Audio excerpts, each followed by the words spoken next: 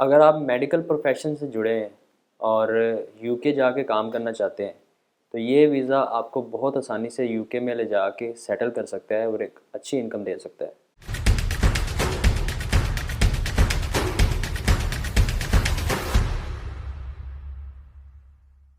अस्सलाम वालेकुम, मेरा नाम खालिद भाई है। मैं एडवोकेट हाई कोर्ट हूँ।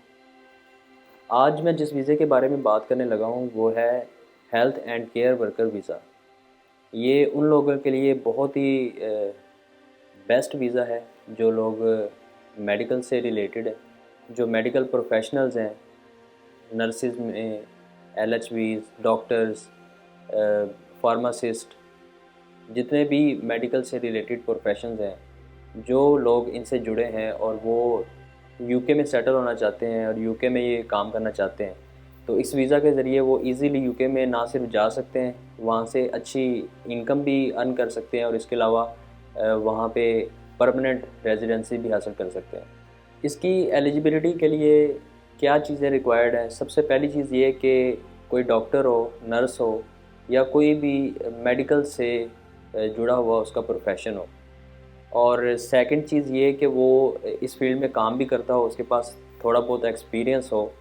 थर्ड वन ये है कि उसके पास यूके का जो एम्प्लॉयर है उसका स्पॉन्सर लेटर हो कि वो यूके में जाके काम करना चाहता है, जिसमें यूके का जो एम्प्लॉयर है उसमें वो मेंशन भी करेगा अपने सर्टिफिकेट में कि इसकी पे कितनी वो देगा। ये एलिजिबिलिटी रिक्वायरमेंट है, मतलब कि उसकी क्वालिफ़िकेशन, प्रोफेशन और उसका एक्सपीरियंस प्लस उसका यूके का स्पॉन्सर लेटर। तो जिसके पास ये तीनों चीज़ें होंगी वो एलिजिबल होगा इस वीज़े के लिए, वो अप्लाई कर सकता है। इसके अलावा इंग्लिश लैंग्वेज का सर्टिफिकेट होना ज़रूरी है उसके पास, आइट्स हो या सेल्ट हो, सिक्योर इंग्लिश लैंग्वेज टेस्ट हो, जिसमें वो प्रूव करे कि उसकी जो इंग्लिश कैपेबिलिटी है वो बेहतर है, वो कम्युनिकेट कर सकता है यूके में जाके। ये वीज़ा कितने अरसे के लिए मिलता है? ये वीज़ा 5 साल के लिए मिलता है और इसको जितनी बार मर्ज़ी चाहें आप इसको एक्सटेंड करवा सकते हैं। और इसके अलावा आफ्टर 5 ईयर आप indefinite to remain to live in UK भी अप्लाई कर सकते हैं, जिसको पीआर भी बोलते हैं, परमानेंट रेजिडेंसी। इस वीज़ा को लेने में कितना टाइम लगता है? जब आपको स्पॉन्सरशिप लेटर मिल जाता है और उसके ऊपर जब आपकी जॉइनिंग डेट लिखी होती है, उस जॉइनिंग डेट से कम से कम 3 महीने पहले आपने अप्लाई करना होता है। जब आप अप्लाई कर देते हैं वीज़ा के लिए तो उसके नेक्स्ट 3 वीक्स के अंदर आपको इसका डिसीजन आ जाता है, यानी कि वीज़ा आ जाता है। इसके अलावा अगर आप 3 वीक से पहले डिसीजन लेना चाहते हैं, यानी कि फास्टर डिसीजन लेना चाहते हैं, तो उसके लिए कुछ स्पेसिफ़िक फ़ीस होती है, वो आपने पे करनी होती है। तो जब वो पे कर देते हैं तो इसका डिसीजन अपनी जो इसकी मुद्दत है उससे पहले ही आपको मिल जाता है। अच्छा, इस वीज़े के मिलने के बाद आप क्या-क्या कर सकते हैं? इसमें आप वहाँ पे जॉब कर सकते हैं, वहाँ पे वॉलंटरी वर्क कर सकते हैं, वहाँ पे स्टडी कर सकते हैं, वहाँ पे अपनी फैमिली को साथ ले जा सकते हैं। इसके अलावा आप वहाँ पे पीआर के लिए अप्लाई कर सकते हैं और इसके अलावा आप वहाँ से बैरून मुल्क सफ़र करने के लिए भी जा सकते हैं और वापस वहाँ यूके में आ सकते हैं। तो ये सारी फैसिलिटीज़ इस वीज़े के बाद आपको मिलती हैं। क्या ऐसी चीज़ें हैं जो आप नहीं कर सकते? 2 चीज़ें ऐसी हैं, एक तो ये कि आप अपनी जॉब नहीं चेंज कर सकते। अ, इस वीज़ा के ऊपर अगर आप जॉब चेंज करना चाहते हैं तो फिर आपको अपना वीज़ा अपडेट करना पड़ेगा। दूसरी चीज़ ये, आप पब्लिक फ़ंड में क्लेम नहीं कर सकते, मतलब कि आप पेंशन के लिए अहल नहीं होते और इसके अलावा कोई भी पब्लिक फ़ंड जो यूके का है उसमें कोई भी आप उस अपनी चीज़ को क्लेम नहीं कर सकते, उस पे आप अपना हक नहीं रखते। इवन कि आपको पीआर भी मिल जाए फिर भी आप वहाँ पे पब्लिक फंड्स में अपना हिस्सा नहीं ले सकते।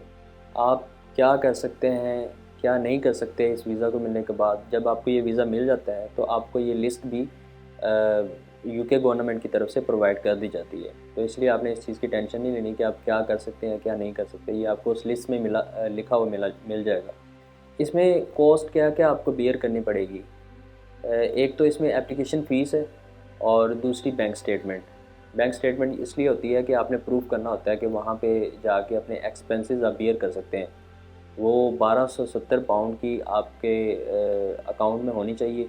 28 दिन के लिए वो आपके अकाउंट में पड़े होने चाहिए। अगर आप बैंक स्टेटमेंट तैयार नहीं कर सकते तो आप का जो एम्प्लॉयर है आप उससे बात कर सकते हैं, उनको बता सकते हैं कि मेरे पास इनफ फ़ंड्स नहीं हैं, तो वो आपके फ़ंड्स अगर बियर करने के लिए रेडी होते हैं तो वो आपको आपके स्पॉन्सरशिप लेटर में लिख के दे देते हैं। अच्छा, ये अब देखते हैं कि इसमें एप्लीकेशन फ़ीस क्या है। इसमें एप्लीकेशन फ़ीस 2 कैटेगरीज़ की हैं। अगर 3 साल तक आपका वीज़ा है तो उसकी फ़ीस £247 होगी, और अगर 3 साल से ज़्यादा है तो उसकी फ़ीस £479 होगी। अच्छा, वीज़ा अप्लाई करने के लिए आपको कौन-कौन से डॉक्यूमेंट्स रिक्वायर्ड हैं? सबसे पहले आपका पासपोर्ट होना चाहिए वैलिड, उसके बाद आपके पास स्पॉन्सरशिप लेटर हो, इसके अलावा proof of knowledge of English और पुलिस करैक्टर सर्टिफिकेट और आपका मेडिकल यानी कि टीबी टेस्ट। इसके अलावा जो आपकी जॉब टाइटल होगी यूके में वो, और कितनी आपकी पे होगी मिनिमम वो लिखा हो उसमें, और इसके अलावा जो आपका एम्प्लॉयर है उसका नाम, उसका लाइसेंस नंबर, ये चीज़ें लाजमी आपने अप्लाई करनी है, देनी है at the time of applying in for visa application. तो जब आप ये डॉक्यूमेंट्स सबमिट करवाते हैं तो आपको वीज़ा मिल जाता है ईज़िली। तो ये थी जी brief information health and care worker visa से रिलेटेड। इसमें अगर आपको किसी चीज़ की समझ ना आई हो, आपका कोई क्वेश्चन हो, तो आप मुझसे पूछ सकते हैं। और अगर आप ये वीज़े के लिए अप्लाई करना चाहते हो, आप वीज़ा हासिल करना चाहते हो, तो आप मुझसे रब्ता कर सकते हैं। चैनल को सब्सक्राइब कर दीजिएगा, वीडियो को लाइक एंड शेयर कर दीजिएगा। मिलते हैं अगली वीडियो में। Thank you so much. अल्लाह हाफिज़।